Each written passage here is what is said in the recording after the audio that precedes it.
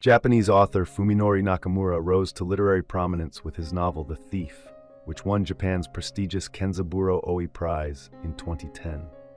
2 years later, the noir thriller was translated into English by Satoko Izumo and Stephen Coates.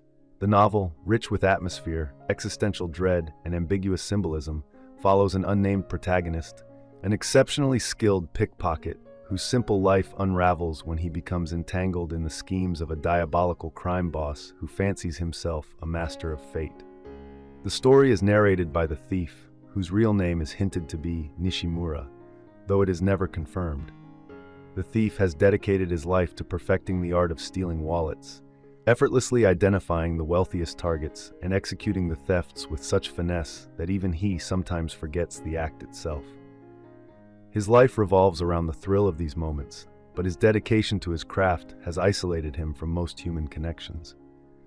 The city he navigates is a maze of noir-inflected settings: dim alleys, subway trains, underground passages, railway lines, graffiti, rotting lunch containers, black plastic bags with mysterious contents, dens of hellish decadence, and crowds. The thief encounters people only as victims of his crimes or as semi-anonymous sexual partners, mirroring the city's labyrinthine, impersonal nature.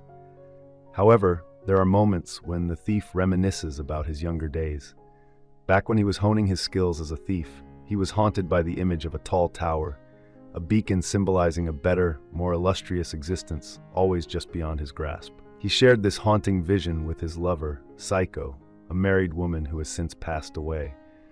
As the thief delved deeper into his criminal pursuits, the tower seemed to recede further from his reach. He reflects that now, amidst the rush of pickpocketing, the tower has vanished entirely. One day, while in a supermarket, the thief encounters a teenage boy and his mother attempting a clumsy shoplifting escapade. Almost caught, the thief, stirred by a paternal instinct, intervenes to protect the boy. After averting disaster, he forms a bond with the youth, imparting his knowledge of theft, while simultaneously trying to steer him away from a life of crime, an existence enforced upon him by his sex worker mother and her abusive partners. Just as he forms this unlikely connection, the thief reunites with his former criminal partner, Ishikawa, who presents an enticing job opportunity. A powerful gang boss, Kizaki, requires the services of the thief and his associate Tachibana for a seemingly straightforward burglary. Their task is to restrain a wealthy elderly man and his mistress, while Kizaki's men empty the contents of the man's safe. It appears to be a victimless crime with lucrative returns. However, reality proves far more complex. While the robbery unfolds as planned, the thief later discovers that the elderly man was a prominent politician brutally murdered after their departure. Filled with fear for his life, the thief flees Tokyo.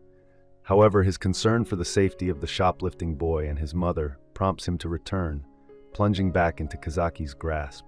In a chilling encounter, Kizaki discards his facade of normalcy, revealing a deranged belief in his own godlike control over fate.